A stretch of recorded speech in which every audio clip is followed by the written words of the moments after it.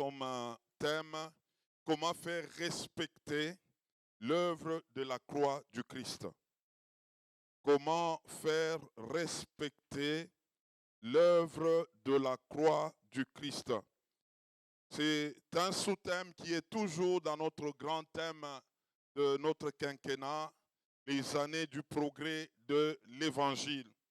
Et ce sous-thème va encore une fois nous booster davantage. Nous sommes dans Colossiens chapitre 2. Nous commençons à partir du verset 8. Nous irons jusqu'au verset 15. Colossiens chapitre 2, du 8e verset au verset 15. Nous lisons au nom de Jésus-Christ. Prenez garde que personne ne fasse de vous sa proie par la philosophie et par une vaine tromperie, s'appuyant sur la tradition des hommes, sur les rudiments du monde et non sur Christ. Verset 9. Car en lui, il s'agit de Christ, habite corporellement toute la plénitude de la divinité.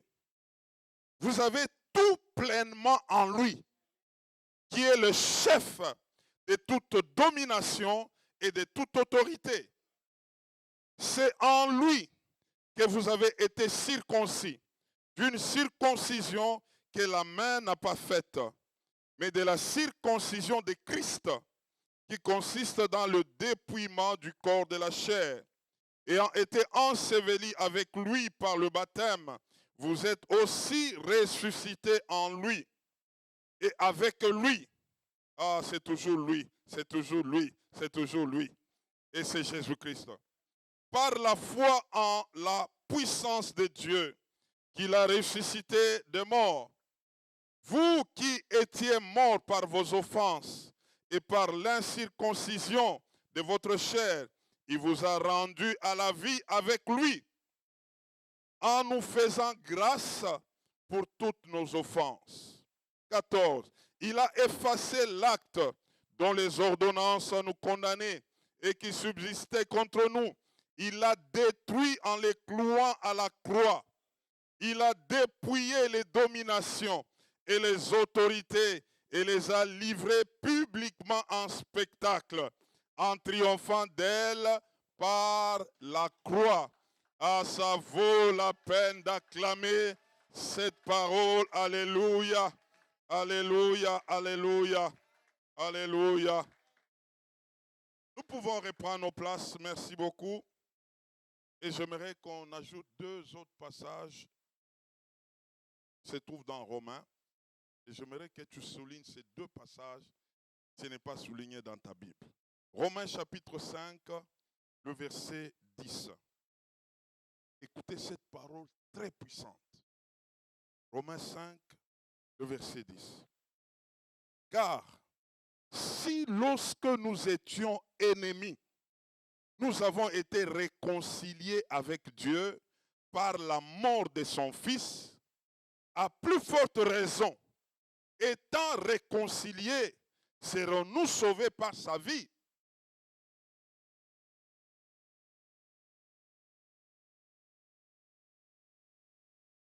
L'affaire était arrangée lorsque tu étais encore pécheur. Mais maintenant que tu es enfant de Dieu, et tout va bien. Ajoutons Romains chapitre 8, verset 32. Souligne ça aussi. Lui qui n'a point épargné son propre fils, mais qui l'a livré pour nous tous, comment ne nous donnera-t-il pas aussi toutes choses avec lui?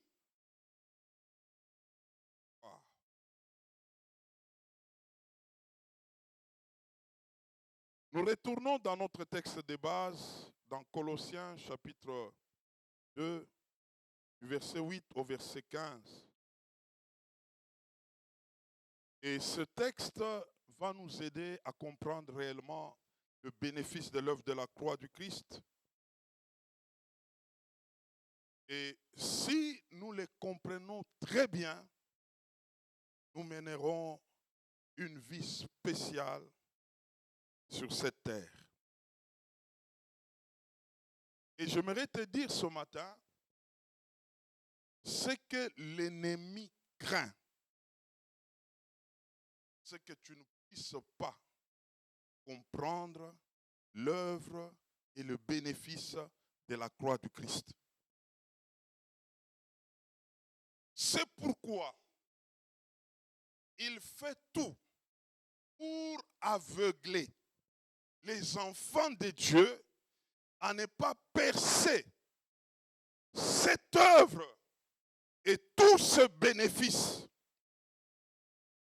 Selon 2 Corinthiens 4:4, le Dieu de ce siècle, qui est l'ennemi, a aveuglé plusieurs afin qu'ils n'accèdent pas à cette dimension de l'œuvre de la croix.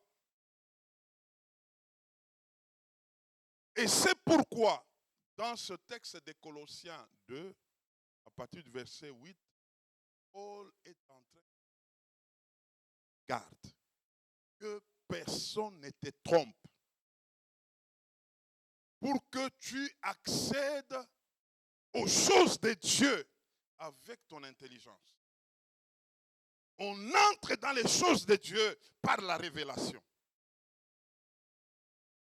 Tu t'approches des choses de Dieu avec ton intelligence, tu seras trompé. Pour s'approcher de Dieu, des choses de Dieu, il faut implorer sa grâce. Et sa lumière vienne sur toi afin que tu comprennes ce qui est caché dans ces choses. Et c'est de ça que Paul est en train de parler lorsqu'il commence au verset 8 de Colossiens 2. Il dit, prenez garde que personne ne fasse de vous une proie facile par la tromperie. Ah, j'ai pris ce matin que personne ne te trompe. Et que ton intelligence spirituelle puisse s'ouvrir pour que tu comprennes le mystère de Christ. Alors, au verset 9, parlant de Christ, j'ai ces choses. En Christ, nous avons tout. Et tout, c'est tout. Regardez le verset 9. Il est en train de dire, car en lui habite corporellement toute la plénitude de la divinité. Toute la plénitude de la divinité habite en Christ. Maintenant, écoutez le verset 10. Il dit encore, là c'est nous concernant. Ah, ça c'est très fort. Vous avez tout pleinement en lui. Est-ce que quelqu'un comprend quelque chose? La plénitude de Dieu est en Christ. Mais moi et toi, nous avons toute la plénitude de Christ.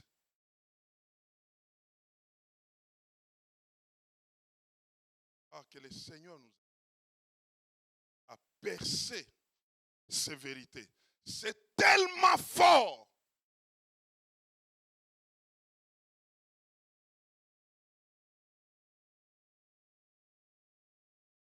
Comprendre quelque chose. Le verset 10, il dit encore, vous avez, qu'est-ce qu'il dit? Vous avez tout pleinement en lui. Lui qui est qui? Les chefs. Alléluia. Jésus-Christ est le chef des autorités, des dominations, des princes de ce monde des ténèbres. Lui est le chef. Mais nous avons tout pleinement dans les chefs.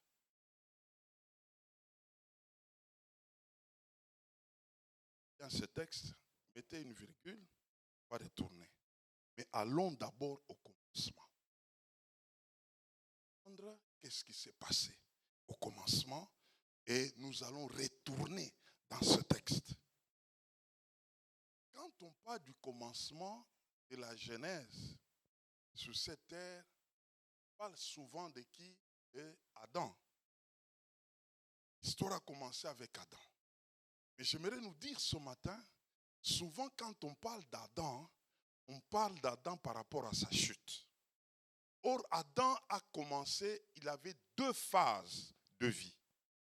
La première phase, c'était la phase d'Adam avant la chute. Et la deuxième phase, la phase d'Adam après la chute.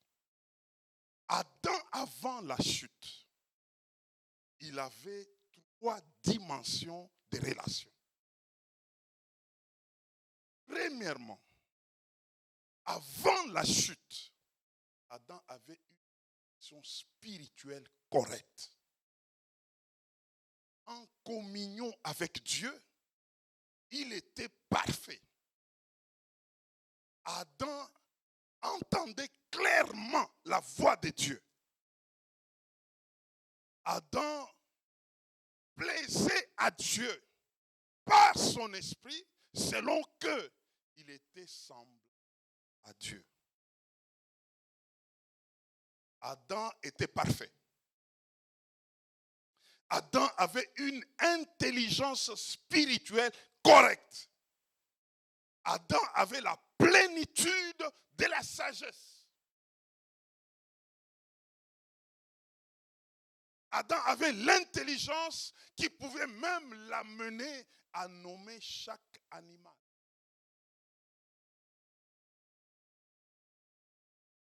Philippiens 4:8 était en Adam.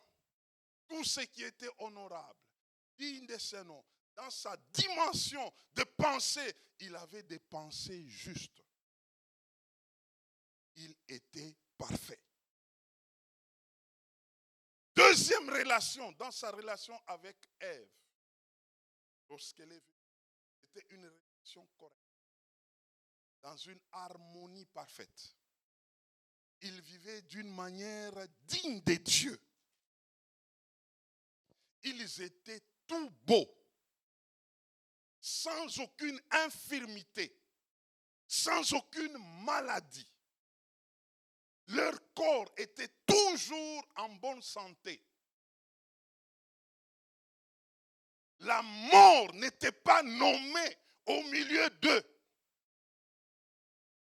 Ils étaient là, ils avaient l'abondance de la vie. Il n'y avait pas de mort, pas d'infirmité. Ils renfermaient tous la perfection. Ils avaient une beauté. Ils avaient la gloire. C'est pourquoi ils n'avaient pas besoin d'habits comme nous. J'ai fait une réflexion là-bas. Regardez les animaux. Ils ont la peau. Et ces animaux, en réalité, c'est qui les couvrent là comme habits. Et quand tu les regardes, tu ne peux même pas voir aussi leur partie intime. Maintenant, regardez Adam et Ève. Ils avaient une peau spéciale. Il y avait une dimension de gloire sur leur peau qui dépassait les habits que tu portes, que je porte. C'était tellement glorieux, je me suis imaginé un peu.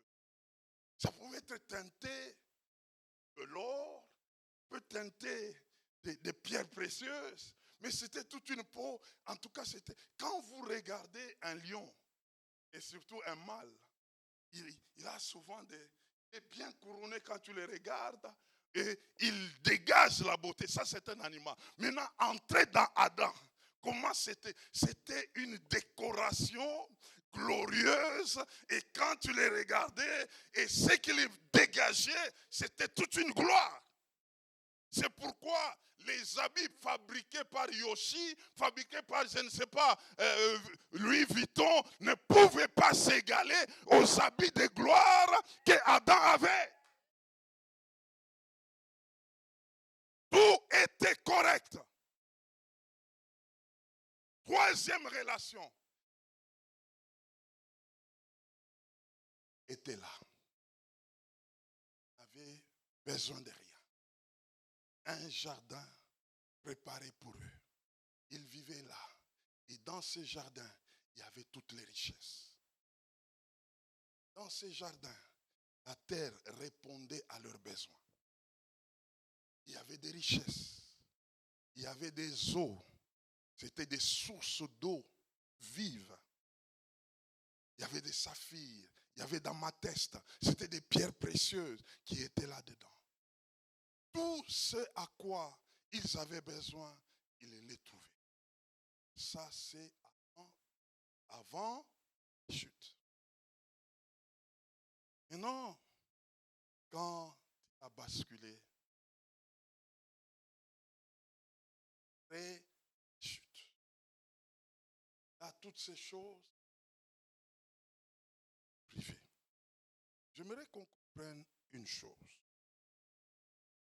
Lorsque Adam a failli dans sa relation avec Dieu, c'est-à-dire la première relation qui était la relation spirituelle, deux autres relations étaient directement affectées.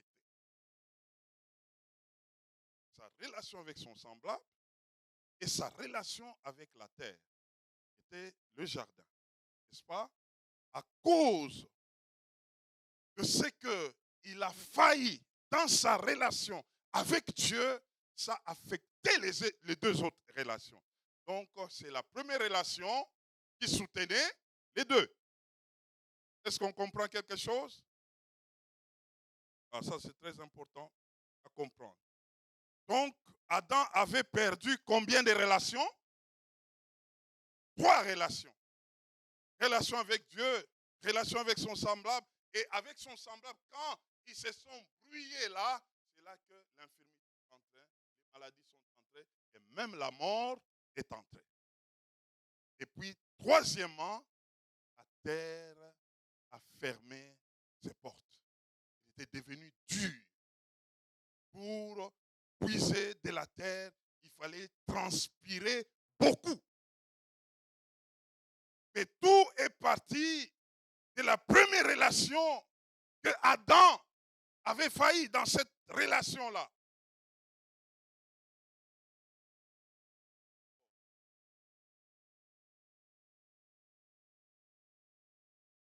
Dieu connaît tout. Même avant qu'une chose n'arrive, Dieu connaît déjà. Alors, beaucoup de gens se sont attardés sur la chute d'Adam. Et jusqu'à continuer même à dire aujourd'hui, mais si Dieu qui connaissait, il savait cette affaire, pourquoi laisser? Et il allait arrêter.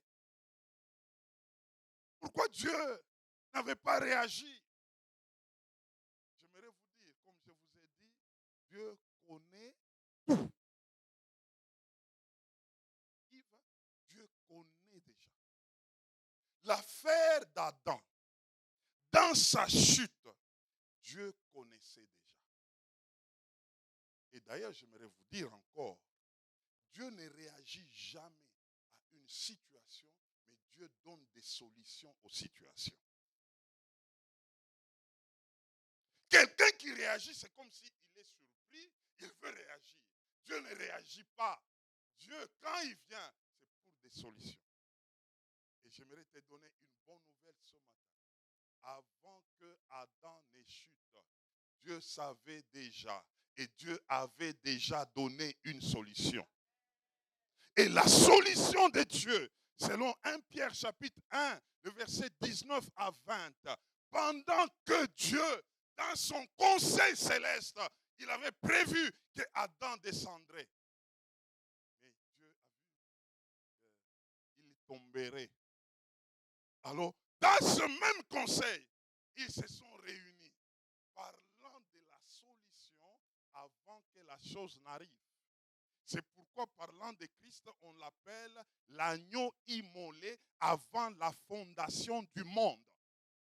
Le problème était déjà réglé avant la fondation du monde. C'est le 1 Pierre 1, 19 à 20. Dieu avait déjà réglé. Alors, pendant que Le diable célébrait les jours où Adam était tombé. Les diables étaient en train de célébrer. On les chassait du jardin. C'est fini pour eux.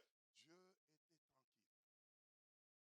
Parce qu'avant cet événement, la solution était déjà préparée. Dieu était calme. Il savait. Mais les diables en train de célébrer que c'est fini. On les a mis dehors.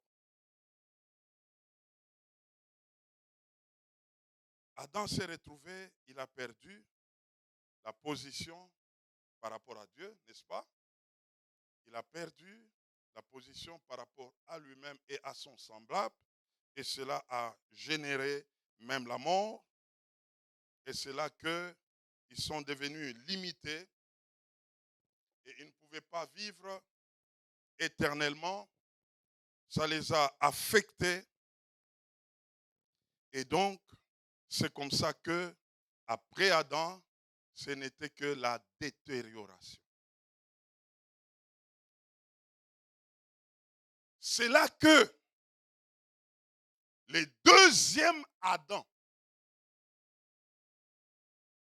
qui était déjà préparé avant la fondation du monde, n'attendait que le temps pour descendre.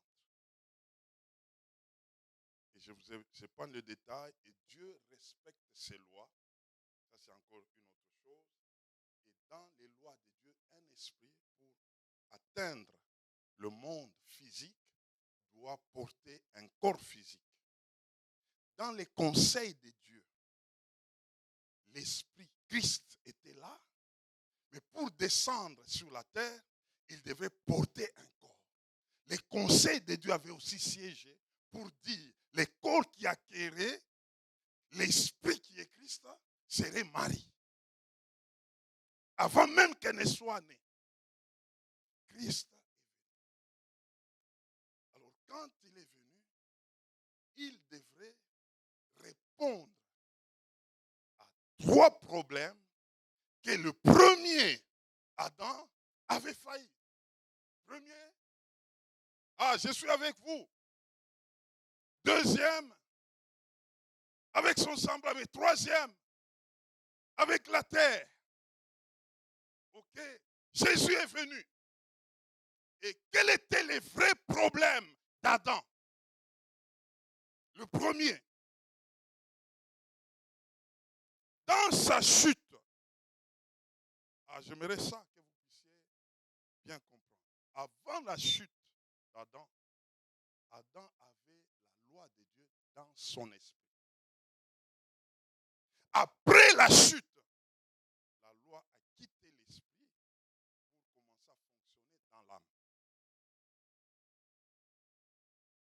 Est-ce qu'on se comprend là? On va bien comprendre cela. Et devant Dieu, il était déconnecté. Et il devrait maintenant vivre avec une loi dans la tête. Alors, quand Christ devrait venir, descendre, il devait régler le premier problème. C'était de s'attaquer à la source du problème d'Adam. Pas aux branches, mais à la source. Quel était le péché d'Adam? C'est en un seul mot. Le péché d'Adam s'appelle quoi? La désobéissance. Comment remédier à la désobéissance? La réponse est l'obéissance. C'est tout. J'aimerais qu'on lise. C'est pourquoi j'ai dit que tu as bien fait d'être là ce matin. Tu es béni de Dieu. Tu es béni de Dieu. Romains chapitre 5. Ça, nous allons lire. Du verset 15, du verset 12 à 15, et puis 17 à 19. Romains chapitre combien? Romains chapitre 5, verset combien? 12 à 15, et puis 17 à 19. Écoutons ça. La Bible déclare, à partir du verset 12. C'est pourquoi, comme par un seul homme, le péché est entré dans le monde, et par le péché, la mort, et qu'ainsi la mort s'est étendue sur tous les hommes, parce que tous ont péché. Car jusqu'à la loi, les péchés étaient dans le monde. Or, le péché n'est pas imputé quand il n'y a point de loi. Cependant, la mort a régné depuis Adam jusqu'à Moïse, même sur ceux qui n'avaient pas péché, par une transgression semblable à celle d'Adam, lequel est la figure de celui qui devait venir. Maintenant, écoutons 17 à 19. Allons là-bas.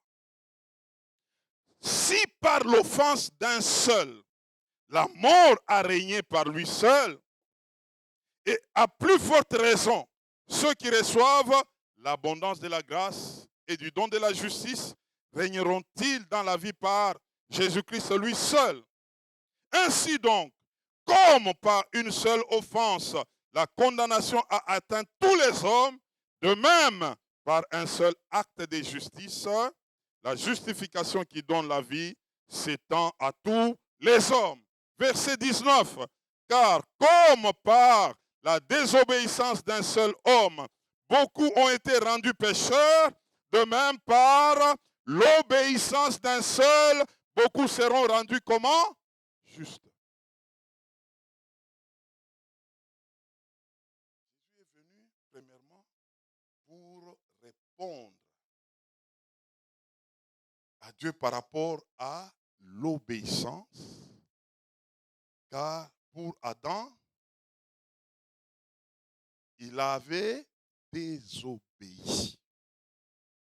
Alors j'ai trouvé quelque chose dans la définition de la désobéissance. Selon 1 Samuel 15, 22 à 23.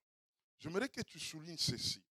La désobéissance veut tout simplement dire rejeter la parole de Dieu pour écouter l'inférieur et lui obéir. La désobéissance, c'est quoi? Rejeter la parole de Dieu pour écouter l'inférieur et lui obéir. Et donc, maintenant, l'obéissance, c'est quoi? Parlez avec moi. Et obéir à cette parole. C'est tout ce que Jésus est venu faire. Wow. Maintenant, écoutez. La loi était là. Jésus devrait accomplir la loi.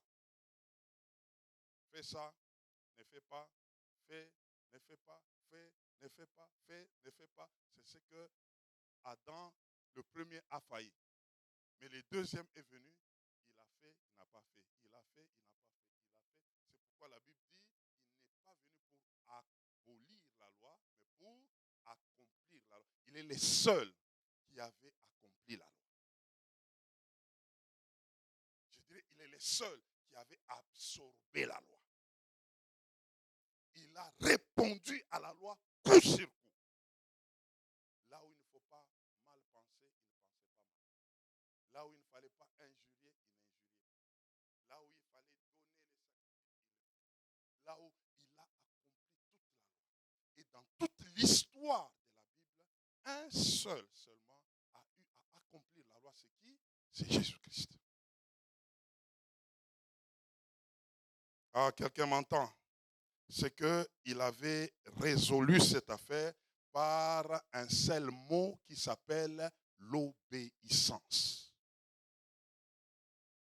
Alors c'est ce que nous retrouvons dans Philippiens chapitre 2, le verset 6 à 8, où parlant de Jésus-Christ, dans son obéissance, il est descendu jusqu'à se faire égal à l'homme, jusqu'à devenir un simple homme, jusqu'à obéir jusqu'à la mort et la mort de la croix. Et il y a une conséquence à l'obéissance de Christ. Nous allons le voir. J'aimerais qu'on comprenne quelque chose d'autre. Donc, en venant, il devait régler ce que Adam n'avait pas réglé. C'était l'affaire de quoi? La désobéissance. Et lui devrait opposer à la désobéissance quoi? L'obéissance. Ah, déjà, si vous prenez les deux là, parce que c'est là que nous allons arriver, il est venu faire le contraire de l'autre. Et dans tout ce qui nous fait du mal dans ce monde, solution.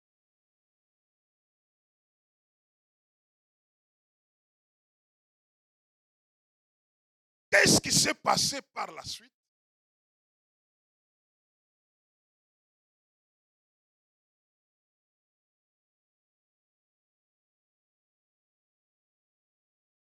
Comment fonctionne cette? Là, tout.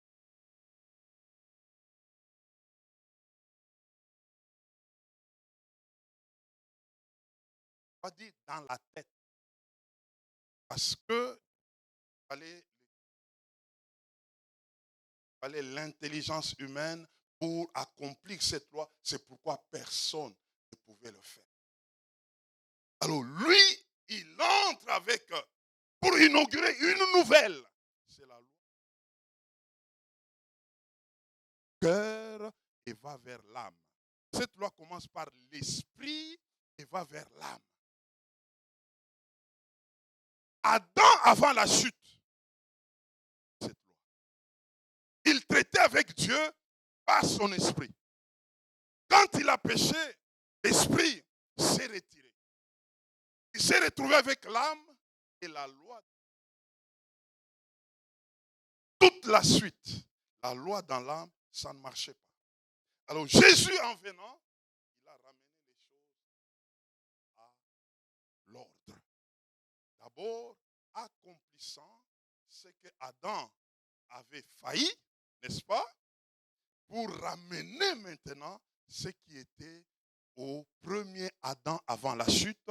C'était une loi qui commençait par l'esprit. Est-ce que quelqu'un m'entend? Alors, dans cette loi, on retrouve l'ordre établi comme autrefois en premier Adam avant la chute. En ça, on retrouve les relations premières qu'avait Adam avec Dieu avant la chute. Est-ce que je me fais... Aujourd'hui, c'est juste l'introduction. Parce que les semaines qui vont venir, les dimanches qui vont venir, on va comprendre, on va aller étape par étape, on comprendra que frère, étant sur la terre, avant que Jésus ne revienne, Satan doit pleurer. Il a caché beaucoup de vérités à propos de l'œuvre de la croix.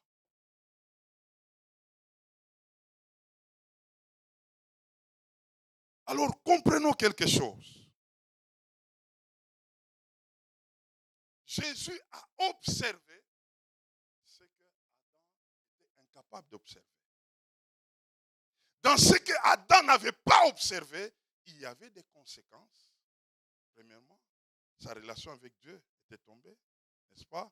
Dieu l'a mis dehors, et puis la mort est venue. Et puis les souffrances, et puis la terre a fermé ses écluses, toutes les richesses fermées. Pour en jouir, il fallait trouver les pains des douleurs. Maintenant, Jésus revient avec les contraires d'Adam, par l'obéissance.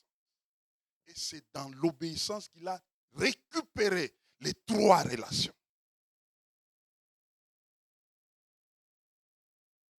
Est-ce que quelqu'un m'entend? Alors, maintenant rentrons dans Colossiens. Nous retournons là-bas. Dans Colossiens 2, on nous dit maintenant, le verset 9, car en lui habite corporellement toute la plénitude de la divinité. Parlant de qui? De Christ. Et le verset 10, comme nous l'avons dit, nous avons tout pleinement en lui. Et lui qui, le chef des autorités, des dominations, des princes de ce monde, des ténèbres. Et donc le verset 11 nous amène à comprendre que moi et toi, nous sommes en lui.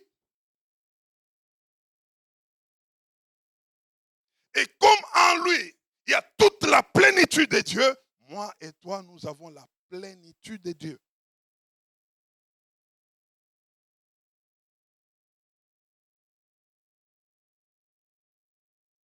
Et comprenons avec ce que Christ a accompli par l'obéissance, il a détruit la désobéissance. N'est-ce pas? Donc là où régnait la mort avec Christ, le contraire c'est quoi? Ah, parlez. Le contraire c'est quoi? Là où il y avait la maladie, le contraire c'est quoi? Là où il y avait la sécheresse, le contraire c'est quoi?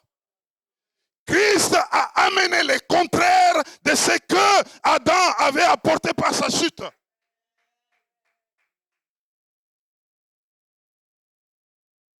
Là où il y avait la condamnation, le contraire c'est quoi? Là où il y avait la malédiction, le contraire c'est quoi? Dis à ton voisin, choisis toi-même et mets le contraire. C'est ce que Christ a apporté dans ce monde. Alors j'aimerais vous dire, prenons les trois relations là. La première relation là dans laquelle Adam a failli, la relation avec Dieu. Christ est venu nous remettre dans la relation avec Dieu par le moyen de la nouvelle naissance. Et je vous ai dit au début, la première relation qu'avaient Adam et Dieu, c'est cette relation qui soutenait les deux autres relations. C'est pourquoi, mes frères, la nouvelle naissance, c'est un point non négociable. Parce que ce n'est pas cette relation que les deux autres relations seront éligibles pour toi.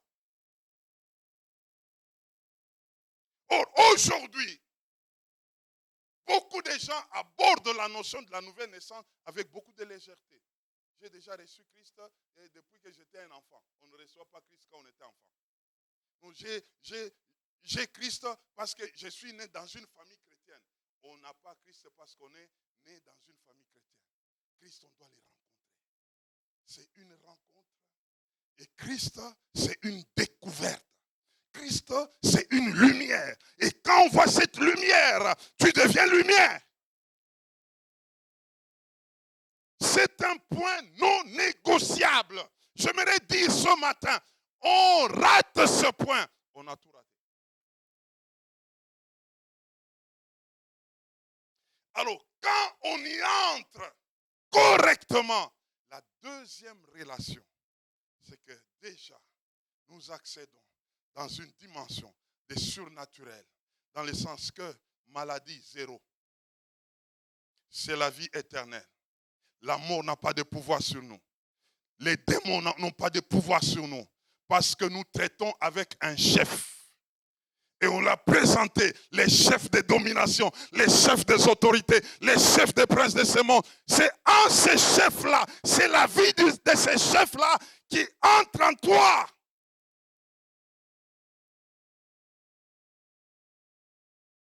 Maladie, zéro. Mort, tu la repousses parce que tu as la vie éternelle. Tu ne peux plus mourir. Tu vivras jusqu'à l'éternité.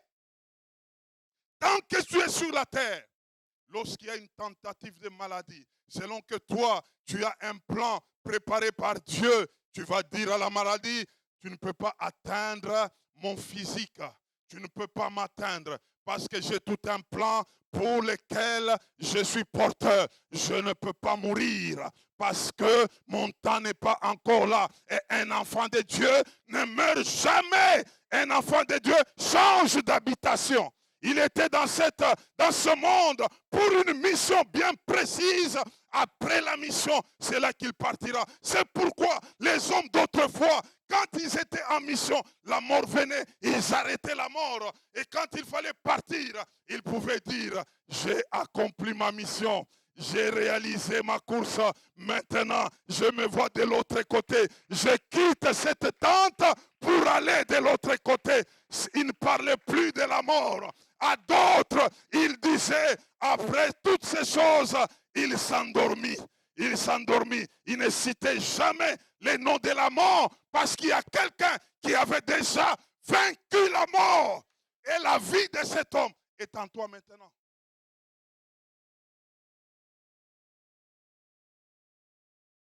Et troisièmement, c'est la relation avec la terre. La terre qui dégageait les épines, les ronces, cette terre.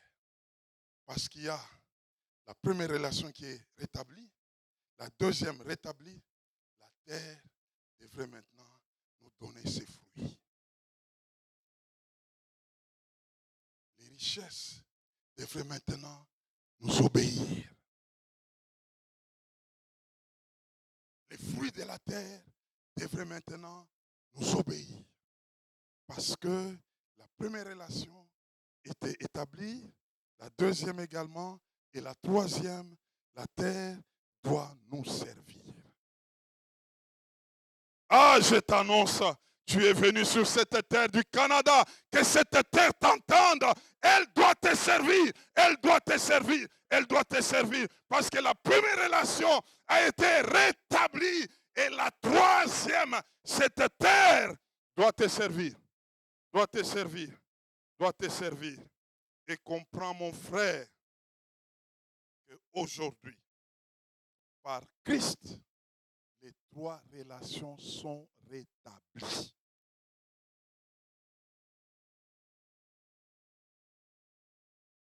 Quand j'ai compris ces choses, je me suis dit, avec les systèmes qu'on a commencé là de déclaration, ah frère, ah on va naviguer en ça, on va naviguer en ça, on va naviguer en ça, parce qu'il y a quelqu'un qui avait payé. Maintenant, quand tu comprends ces choses, tu vas te projeter. Maintenant, toujours dans Colossiens 2, là, tu vas accéder au verset 13, 14. Il a effacé. Ah, dis après moi, effacé. Effacé. Effacé. Effacé. Effacé. Maintenant, mets quelque chose là-bas qui te fait des problèmes. Tu dis, il a effacé. Il a effacé, il a effacé, il a effacé, il a effacé. Et là, tu mets maintenant le contraire. Oh, le problème est résolu. En tout cas, le problème est résolu. Le problème est résolu. Le problème est résolu. Le problème est résolu. Pourquoi? Parce que il y a quelqu'un qui a fait quoi? Il a effacé. Il a effacé, il a effacé. Là où il y avait les négatifs, lui a effacé, il a amené les positifs. Parce qu'on commence seulement par désobéissance. Et j'ai compris là, désobéissance. J'enlève les dés. Malédiction. J'enlève les mal là. J'ajoute là. Fais ça, je te donne les devoirs. Parfait. Commence à regarder. Là où ça te dérange, tu prends le stylo là, tu fais quoi? Il a effacé. Il a effacé. Et la Bible déclare, il a livré tout ça d'une manière publique. Et je t'annonce ce matin que c'est public, l'ennemi a échoué. C'est d'une manière publique. Et lui le sait. Pose un peu la question à ton voisin. Est-ce que toi tu le sais? Parce que ton ennemi sait que toi tu l'as déjà vaincu. Il sait. Et quand il a maintenant affaire à ceux qui le savent,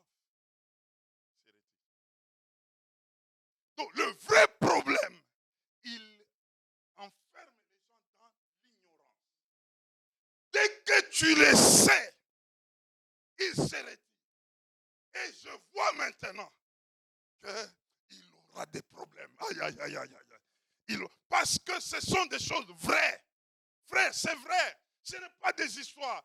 Dès que toi, tu commences à opérer dans cette révélation et il voit que tu le sais. J'aimerais dire ce matin, c'est lui qui sait, il sait. Parce que ce sont des choses maintenant, quand tu dois agir, tu vas les faire avec connaissance, avec intelligence, avec certitude, parce que tu sais que c'est vrai. Et lui, il sait. L'ennemi sait que Christ l'a vaincu. L'ennemi sait qu'il était dépouillé. L'ennemi sait qu'à la croix, c'est là qu'il était désarmé. Il le sait, il le sait, il le sait. Tout ce qu'il fait maintenant, c'est de maintenir dans l'ignorance. Ah, la semaine passée, je parlais avec mon mentor. Et c'est lui qui m'a parlé de ces choses. Il m'a dit, Jonathan, il est temps que tu fasses respecter l'œuvre de la croix de Christ. J'ai dit, papa, j'ai entendu. En tout cas, je vais travailler. Il dit, oui, travaille à ça. Fais respecter l'œuvre de la croix. Et ici à CMCR, nous allons faire respecter l'œuvre de la croix. Nous allons faire respecter. On commence à ramener des gens à faire des choses comme si Christ n'avait pas accompli.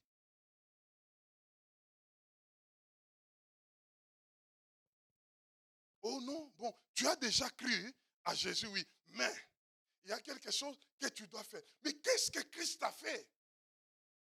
Oui, Christ il vous a déjà sauvé. Mais j'aimerais te dire, le salut de Christ, c'était à ces trois dimensions-là.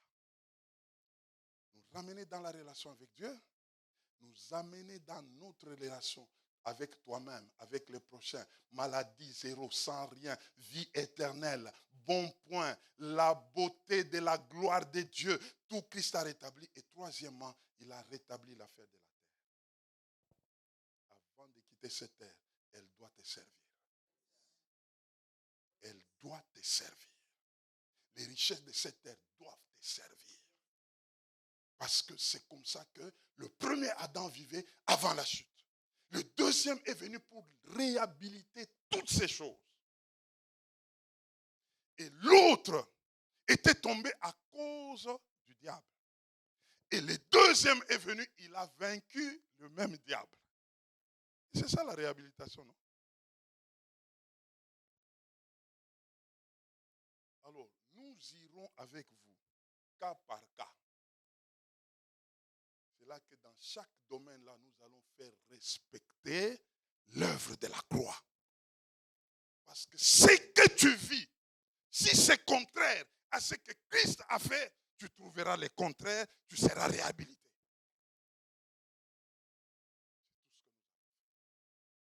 Mais ce matin, j'aimerais m'arrêter là.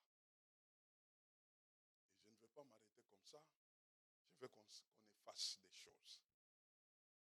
Il y a des choses que tu dois effacer. Effacer. Effacer. Effacer. Effacer. Effacer de ton vocabulaire. Tu dois les effacer. Tu dois les effacer. Oh non, bon, nous sommes enfants de Dieu, mais voilà, mais il se fait qu'on peut vivre un peu comme ça. Nous sommes effacés. Effacer toutes ces choses-là. Tu dois changer ta manière de parler. Parce qu'il y a quelqu'un qui est venu, il t'a donné un nouveau vocabulaire. Et tu t'appliques à ça, c'est ce que nous allons faire, et nous allons accéder au résultat. Et tout dépendra de toi. Et quand je parle de toi, de ta bouche. Est-ce qu'on peut se lever?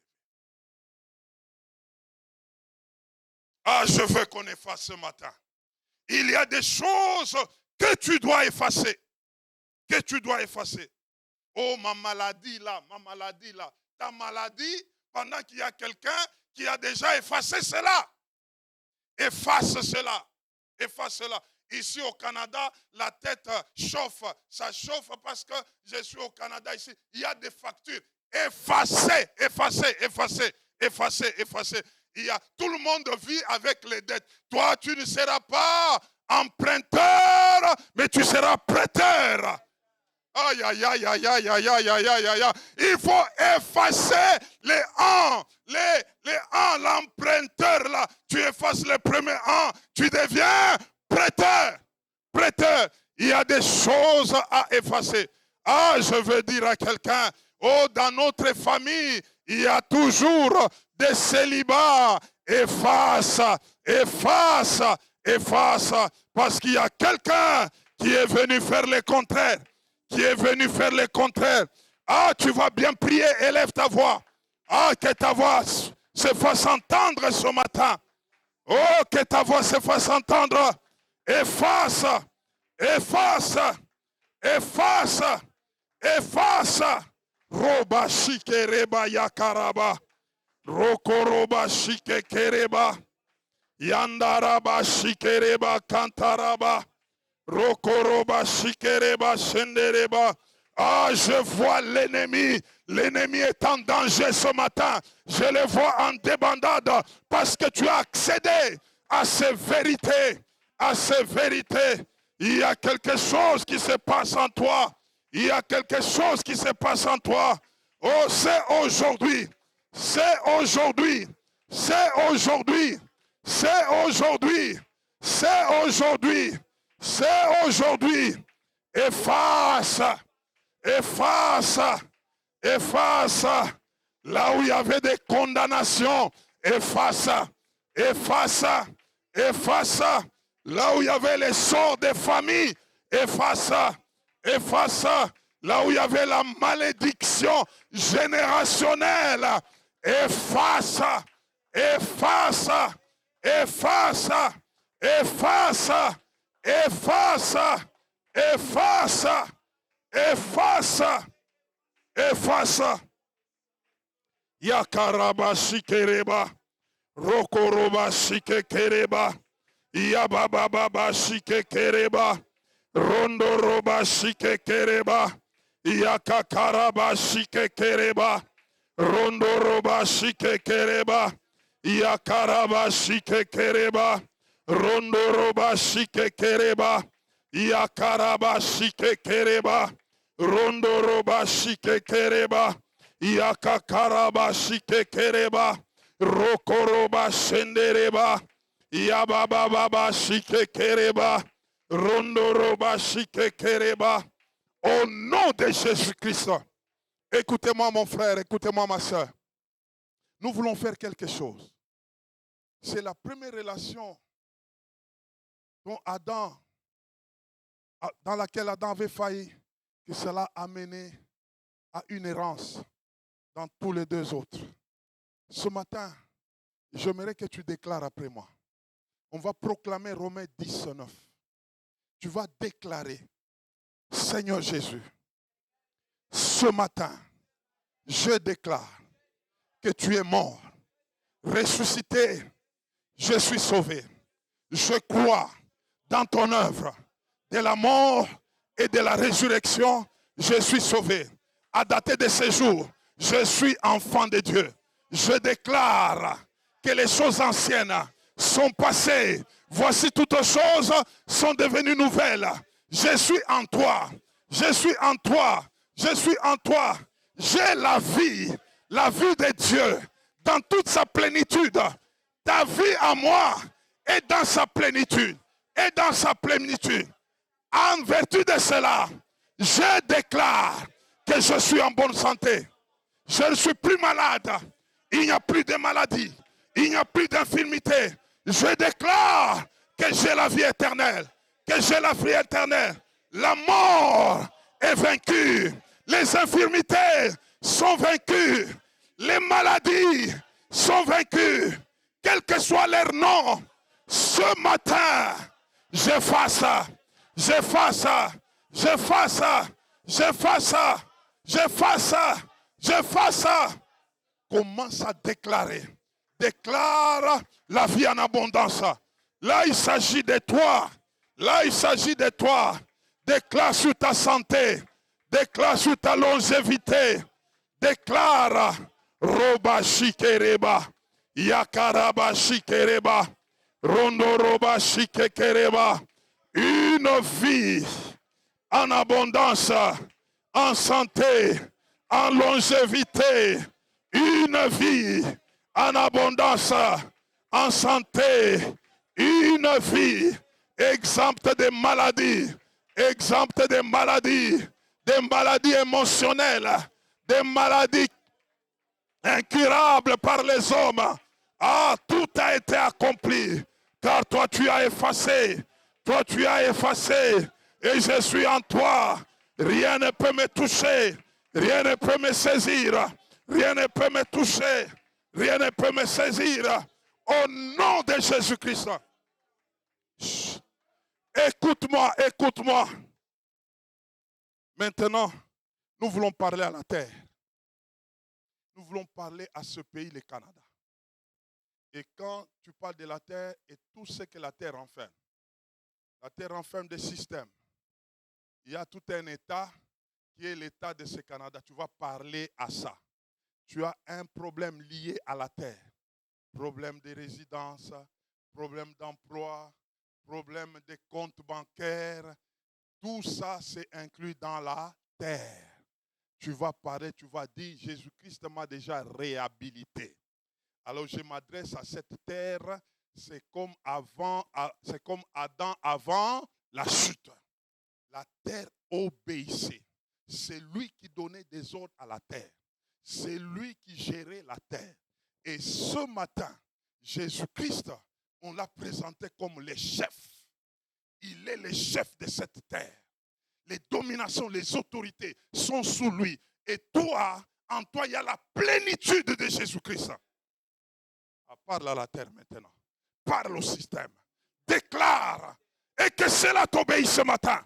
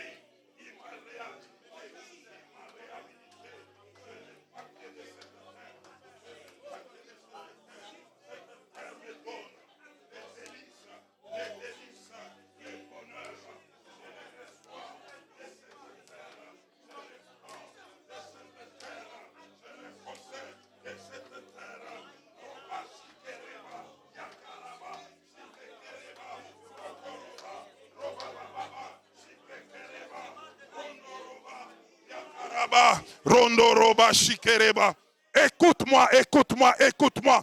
Je te vois ce matin habiter des maisons que tu n'avais pas construites. Je te vois prendre de l'envol parce que tu es sur la terre de celui qui t'a donné la terre. Lui s'est chargé des épines. Il a pris les épines dont autrefois ces épines étaient plantées sur la terre. Lui les a enlevées. Reçois maintenant les grâces que donne la terre. Reçois le fruit de la terre. Reçois les fruits de la terre. Reçois les bénédictions de la terre. Reçois-le. Reçois-le. Reçois-le. Reçois-le. Reçois-le. Reçois-le. La terre ne te refuse rien. Ne te refuse rien. Prends ce matin. Prends ce matin. Prends ce matin. Prends ce matin. Tout ce qui est sur cette terre du Canada, oh, c'est à toi. Commence à les prendre. Commence à les prendre. Commence à les prendre. Commence à les prendre. Commence à les prendre. Commence à les prendre. Commence à les prendre. Commence à les prendre. Commence à les prendre. Roba shikereba. Yakaraba shikereba. Rokoroba shikekereba. Yakaraba shike kereba. Rondoroba shike kereba. Yakakaraba shikereba. Roba baba shike kereba. Yakaraba shikereba kantaraba. Rondoroba shike kereba. Roko koroba shike kereba. Yakakaraba shike kereba. Roba baba shike kereba. Rondoroba shikereba. Roba baba shike kereba. Yakaraba shike kereba. Rondoroba shike kereba. Yakaraba shike kereba. Rokoroba shike kereba. Yandaraba shike kereba. Rokoroba shike kereba. Yandaraba shike kereba. Rondoroba shike kereba. Yakakaraba shendereba. Yakaraba shikereba.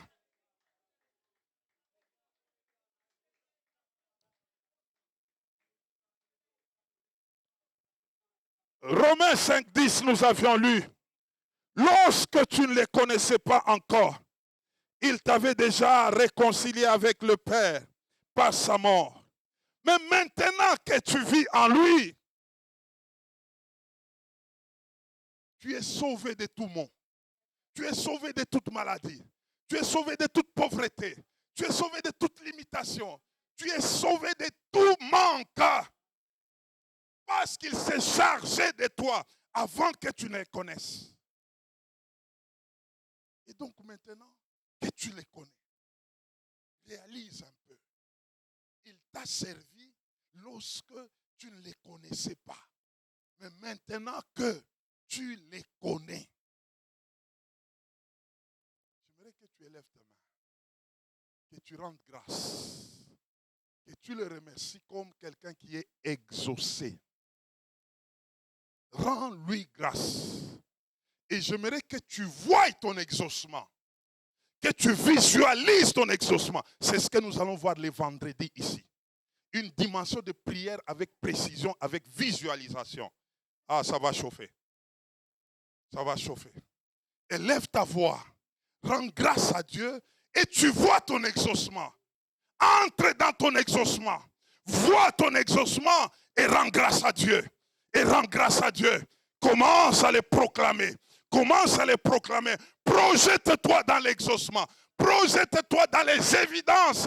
Et navigue en ça ce matin. Roba shikereba. Yakaraba shikereba. Rokoroba shikereba. Yakaraba shikereba. Rondoroba shikereba. Ah Seigneur, je te remercie. Oh, pour cette terre que tu m'as donnée. C'est toi que tu me l'as donnée. Tu me l'as donnée, je te remercie. Je te remercie pour ce mouvement des anges. Oh, qui interviennent maintenant. Je les vois intervenir. Je vois l'influence angélique. Allez puiser. Allez puiser. Je vois mes comptes s'ouvrir. Je vois l'argent me servir comme serviteur. Je te remercie, Seigneur. Je te remercie, Seigneur. Je te remercie, Seigneur. Je te remercie, Seigneur. Parce que tu m'as exaucé. Parce que tu m'as exaucé. Parce que tu m'as exaucé. Je te remercie. Je te remercie. Je te remercie. Merci, Seigneur. Tendre Père, merci. Lève tes deux mains. Je te rends grâce. Parce qu'en Christ, tu nous exauces toujours. C'est par l'œuvre de Christ que tu nous exauces ce matin.